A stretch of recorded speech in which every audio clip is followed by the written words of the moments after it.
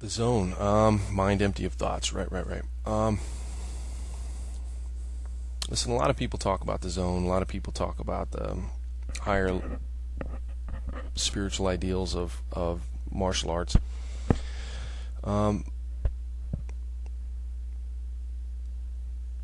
reached a conclusion in the last year or so that what we do is enough. We don't need to.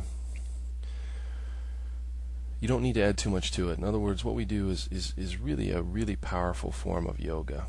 And that powerful form of yoga, in and of itself, if it's done in a healthy, positive training environment, has the ability to do what all forms of yoga do, and that is to change the consciousness of the people that are doing it. And what that means is you get a chance to step outside of yourself. You're on the mat and you're working with another opponent. You're pushing your body in a certain way to where you stop listening to that little voice inside your head and you become one with the movement. The movement, the activity itself, and you, and the division between you and the activity itself no longer is there.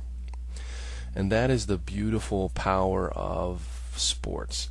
And combat sports in particular bring that out for a couple of different reasons, I think. One is there are individual sports, and I think individual sports allow you to achieve that kind of mental state in a way that team sports.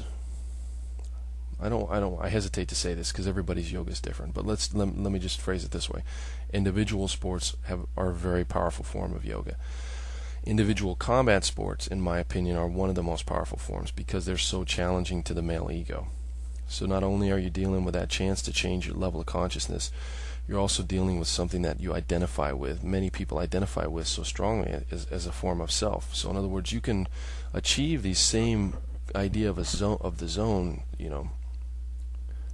rock climbing or doing competitive swimming.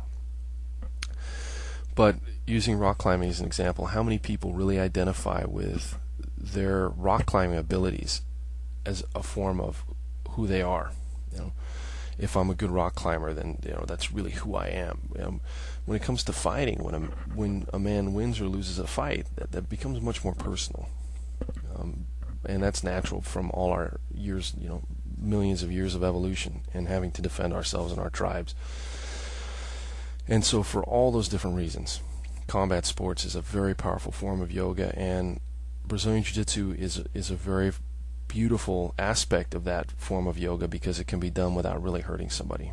You can dominate somebody without hurting somebody if you want to in Brazilian Jiu-Jitsu, if you're that good. And that's a powerful